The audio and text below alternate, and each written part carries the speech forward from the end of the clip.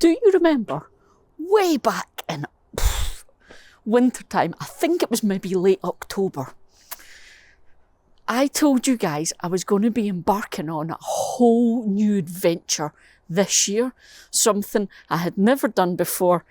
I was excited about, but I had no idea what I was doing.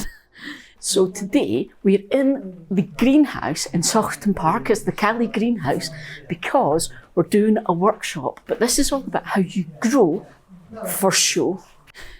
What I said I was going to be doing is, for the very first time ever, I was going to have a go at growing bulbs deliberately for the spring show here in Scotland. So what's happened then? Let's recap. Back in winter, I planted up the bulbs. Now, the thing is, right, I grow a lot of bulbs. You guys know I love my spring bulbs. My garden is full of them. But when you're growing for a show, you're growing to make things perfect, in bloom, look amazing, for a very, very specific date.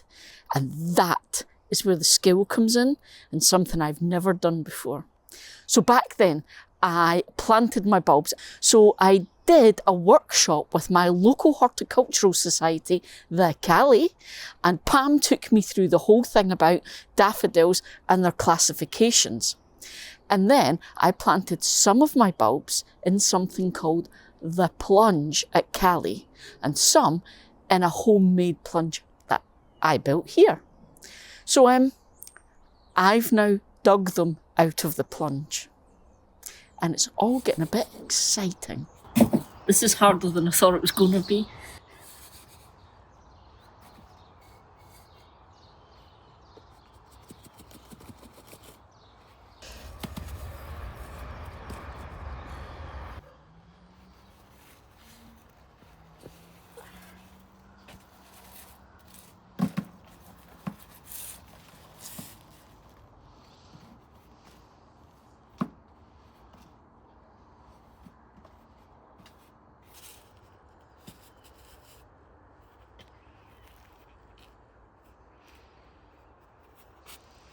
Ten pots.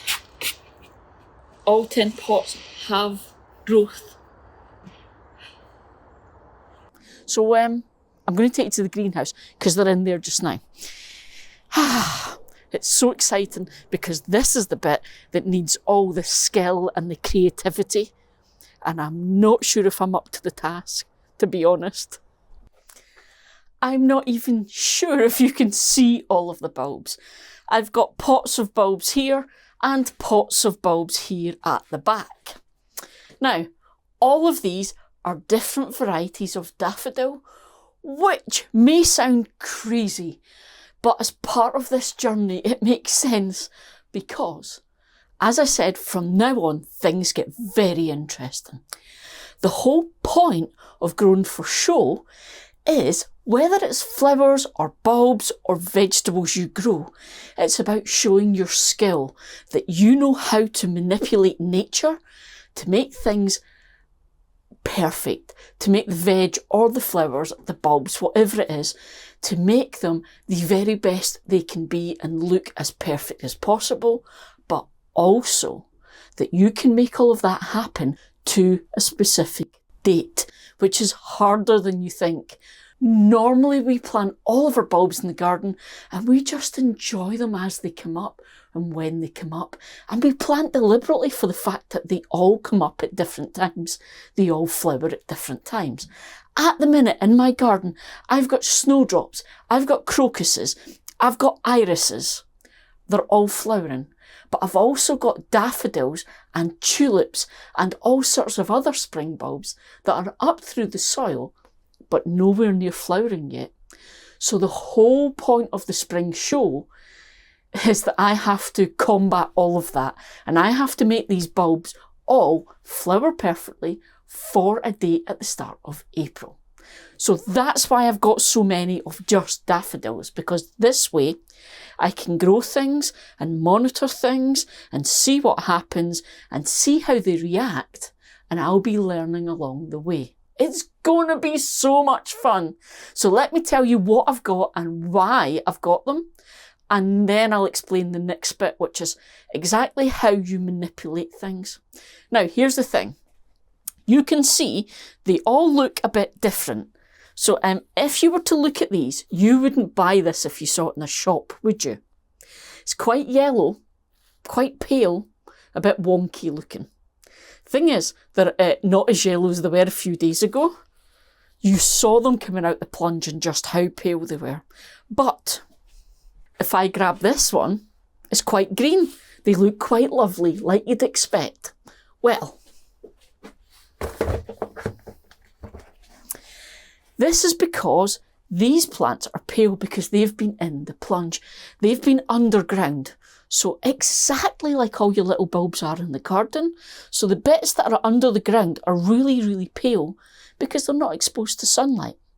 They don't go green unless they've got sunlight, because the whole purpose of that green is to photosynthesize. It's to take the gorgeous loveliness of the sun and the rays it puts down on the little plant, and the plant turns that into food, or energy basically.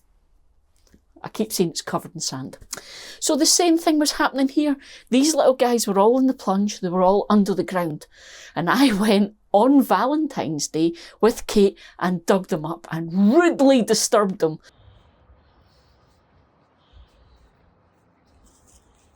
Happy Valentine's. Hope you like your flowers.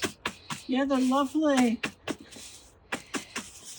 So they're all a little bit shocked and a little bit pale, but that's okay. So the first step is what we're doing just now is I've brought them into the greenhouse. So they don't need any heat, but they're in here to get a little bit of protection because, you know, these little guys have been under the soil. They're a bit, shall we say, tender?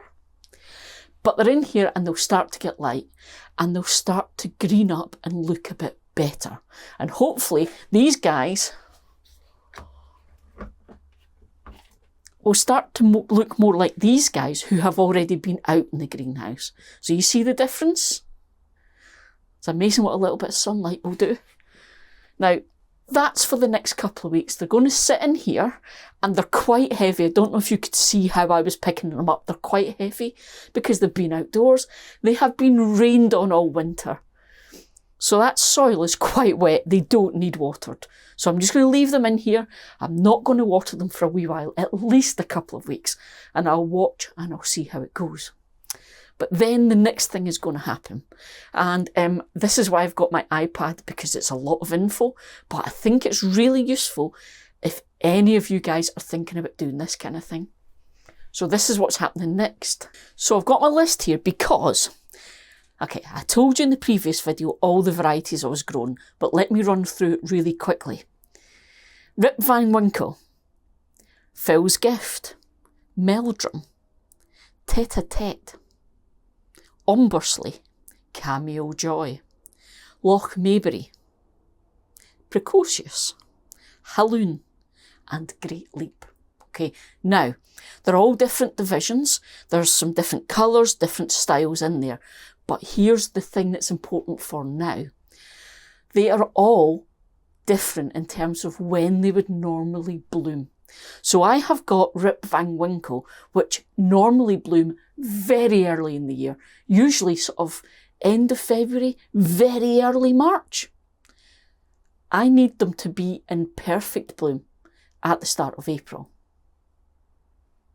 Okay, I've also got Phil's Gift, Meldrum and Tete-a-Tete.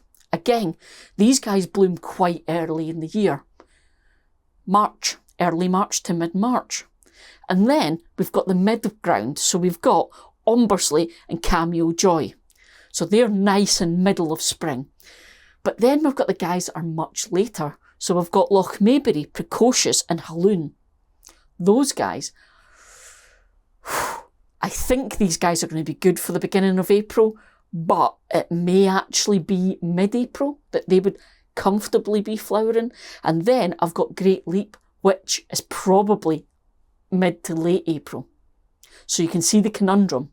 I need all of these to be in flower perfectly on the same day.